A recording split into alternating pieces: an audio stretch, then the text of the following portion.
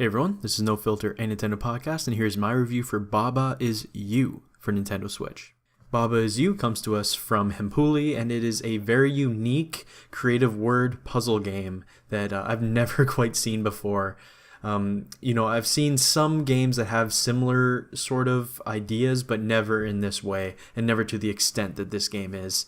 If any of you recall, there's an indie game called Typo Man where that used words that would then adjust the environment around you, whereas this one is almost entirely puzzle based, but it hits that kind of, that idea home way hard, and it can get difficult, but it's so satisfying when you complete some of these puzzles. It's really quite amazing. So just to give you guys a kind of a glimpse at kind of what we're looking at here. So Baba is you.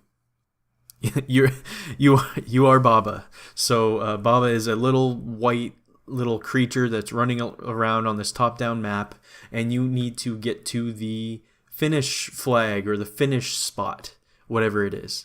So essentially how this game goes through this stuff, the rules of the world are based on what the words tell you. So Baba is you, it means you control you, as in you the player control Baba. Baba is you.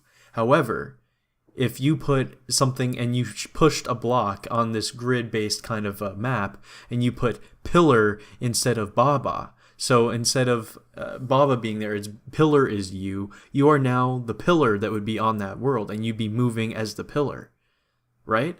So you can maneuver all these different words around in order to change the rules of the world of the level that you're in. So some things that you have to worry about though is if you end up pushing Baba out of the way and then nothing is in that Baba spot, so it's just blank is you lose the level. You're nothing. You are nothing. You can't move anything, so you can't beat the level. So there's a lot of different ways you have to do this. Sometimes you have to push different blocks that are there. Sometimes blocks can't be pushed, so they might have a different rule there that is, say, pillar is push, or wall is stop, and you might want to push that, so then you can put wall is, or pillar is stop, and wall is push, or something like that. So then all of a sudden you can push the walls out of the way, and you can get to the flag, which is, the flag is win. Or maybe another way you can have it, if you're near the words that say flag is win, you can change it to wall is win. And all of a sudden, as soon as you touch a wall, you win. But again, there's so many different ways and where they place the words on the map or in the level. Some places you can't touch them and it's just a definite rule for the world. Sometimes it's completely up to your interpretation and where you want to push something in order for you to win the level. There's multiple ways you can win in some of the levels. Some ways are quicker than others, and it encourages you to experiment with them. But it is so creative, and every time I beat a level I'm like, man, I've never seen something quite like that before. This really is a special game. It might not be for everybody.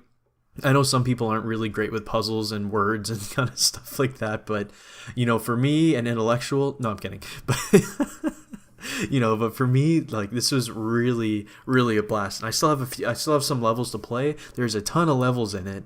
And I can maybe see it kind of getting a little bit old after a while, but just, don't play it for, 2 hours on end. Jump in for 30 minutes, 45 minutes, play some levels, beat some of them. I can see this game being actually a lot of fun with friends too. Like, it's only one person playing it, but I can see, a bunch of people sitting around a TV saying, hey, you know what, this makes sense, do this, put flag as push, and then push that flag through the wall in order to then change flag to win, and then you can win the game. You know what I mean? Like, there's different ways you can complete it, so having a game this kind of as a brain teaser like this would be a lot of fun, in a couch setting with multiple people that are actually interested in kind of thinking of stuff. Maybe get everyone high or drunk, and people really want to, think and come up with these really unique, crazy puzzles and complete the levels. It's really a lot of fun, and again, so I would highly suggest this for anyone who's a fan of puzzle games. It's completely unique, something I've never quite seen before.